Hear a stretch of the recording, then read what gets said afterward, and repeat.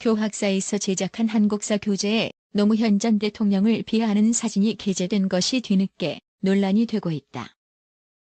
21일 오후 DC 인사이드 내 노무현 갤러리와 공무원 갤러리에는 각각 같은 사용자 이름으로 한국사 공부 중인데 이거 뭐냐 14시 51분 한국사 교재 합성안이다. 15시 59분은 게시글이 올라왔다. 캡처된 책 이미지에는 붙잡힌 도망 노비에게 낙인을 찍는 장면 드라마 준호이라는 설명글이 담겨 있다.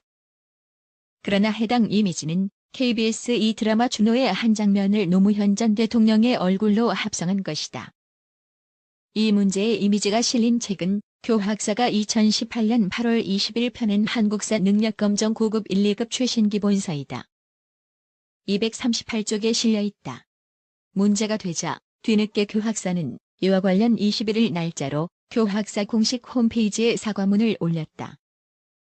교학사는 홈페이지에서 2018년 8월 20일에 출간한 한국사 능력검정 고급 1, 2급 참고서에 실린 고 노무현 전 대통령 사진은 편집자의 단순 실수로 발생한 일이라며 이를 제대로 검수하지 못한 부분에 대해 진심으로 사죄의 말씀을 드린다고 밝혔다. 그러나 이 사과문에서 편집자의 단순 실수로 발생한 일이라는 표현이 무책임하게 다가온다.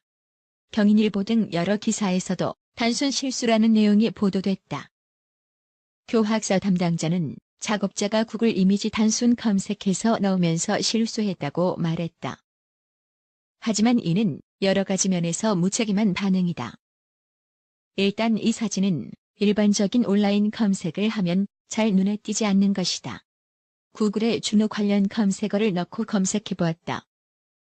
그러자 딱 한 장의 그 문제의 노 대통령의 합성 이미지가 뜬다. 2018년 4월 13일에 이응뜻 코리아 게시판에 올라온 사진이다. 사진을 퍼오면서 이른바 저작권이나 사진 출처를 확인하는 것은 자연스런 절차이다. 이 게시판에 떠있는 출처 불명의 사진을 그대로 가져다 교재의 이미지로 사용하는 것이 가능하였다는 말인가? 이 사진이 드라마 준호의 한 장면이라고 믿었다는 것인가? 이 사진의 원출처는 극우 성향의 커뮤니티로 오르내리는 일간베스트이다. 2014년 7월 3일에 올라왔다.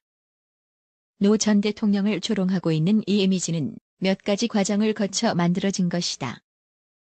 2010년 1월 6일부터 2010년 3월 25일까지 KBS ETV에서 방영된 24부작 특별기획 드라마 준호 장면에서 따온 이미지와 노 전 대통령의 얼굴 이미지를 아래와 같은 과정을 거쳐 재가공한 것이다.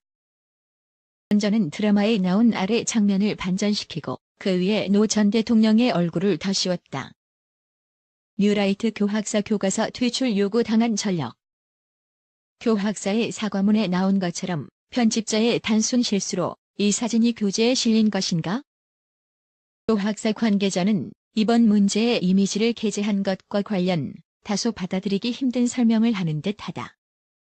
구글 이미지 검색에서 나온 준호에 익숙한 이미지들이 있음에도 이 사진을 편집자가 우연히 선택한 것이라고 말하는 것 같다.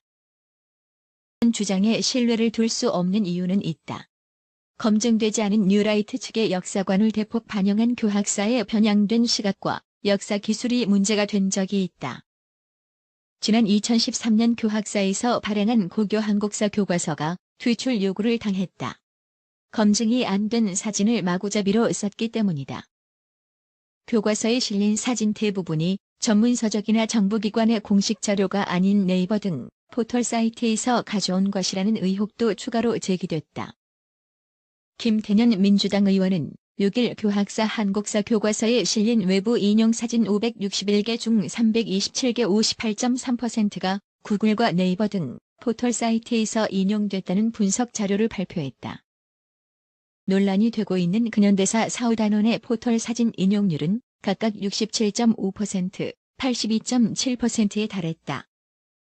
경향신문 2013년 3월 9일자 김태년 의원 교학사 교과서 검증 안 된 포털 사진 모아 인용. 이런 가운데 노 전 대통령을 비웃는 댓글과 문제가 된 한국사 고급 한정판 구매 인증 사진 올리기도 번져가고 있다. 호주 국립대 김형아 교수는 2008년 12월 8일 봉하마을을 방문해 노 전 대통령과 인터뷰한 내용을 최근 학술지 저널 오브 컨템퍼러리 아시아 온라인판에 공개했다. 김 교수는 노무현 대통령의 마지막 인터뷰와 한국 내 노무현 현상이라는 제목의 25쪽짜리 영문 평론 중 17쪽을 수시간의 인터뷰 내용으로 소개했다. 부시 행정부와의 관계, 한일 관계, 한국의 미래, 박정희 대통령에 대한 평가 등으로 상세하게 구성됐다. 인터뷰 내용은 노 대통령의 정치적 이상과 민주주의, 조지 W. 노 전 대통령은 인터뷰 첫머리에서 자신의 탈권위주의적인 리더십이 정부 구조와 한국 사회의 변화에 미친 영향에 대해 그리고 임기 중 민주주의의 진전에 대해 회의적인 반응을 보였다. 그는 자신의 대통령 당선이 역사의 진전과 관련한 중요한 사건으로 임기 동안 중요한 성취가 있을 것으로 기대했다면서 하지만 임기가 끝나고 돌아보니 어떤 진전이 있었는지 확신이 서지 않는다라고 말했다. 노 전 대통령은 또 민주주의의 3요소로 권력층의 규범 준수, 즉 법의 지배, 대화와 타협의 정치 문화, 자유와 평등을 꼽으면서 민주주의의 진전을 진정으로 원했지만 민주주의가 얼마만큼 진전했는지 의문이라고 밝히기도 했다. 후임자를 가리는 2007년 대선에서 보수 진영이 승리한 것에는 한나라에서 10년 후 행정부에 변화가 있는 것은 자연스러운 일이라며 대선은 전임자가 아닌 새로운 후보자들에 대한 평가지만 둘은 자주 혼동된다라고 말했다.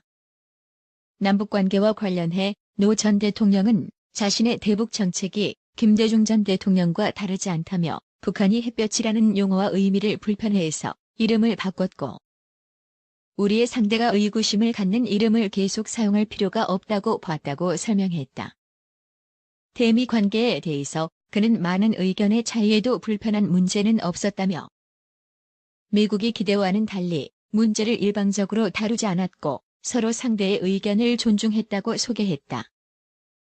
노 전 대통령은 대일 관계와 관련해 일본의 한계는 비전이나 확고한 의지 없이 단지 소환 스킬로 운영되는 것이라며 일본이 경제력 때문에 움직일 뿐 국제 공동체나 동북아 다른 국가들과 관련한 비전이 없는 나라로 비치고 있다고 지적했다.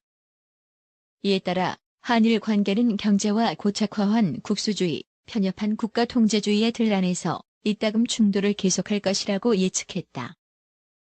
이 밖에 박정희 전 대통령 평가와 관련해서는 국가 주도 경제가 부작용이 있지만 필요한 부분이 있고 부정적으로 생각하지 않는다며 다만 개발도상국가 모델에 관한 모든 것은 권위주의적인 체제를 가진 국가들에서 만들어졌다는 것이 눈여겨봐야 하는 대목이라고 지적했다.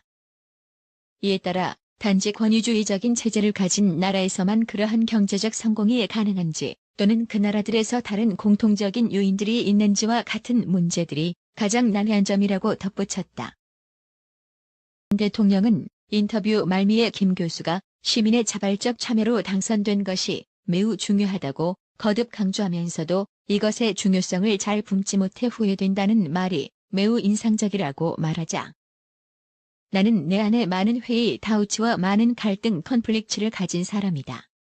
나는 또한 확신이 부족하다라고 말했다.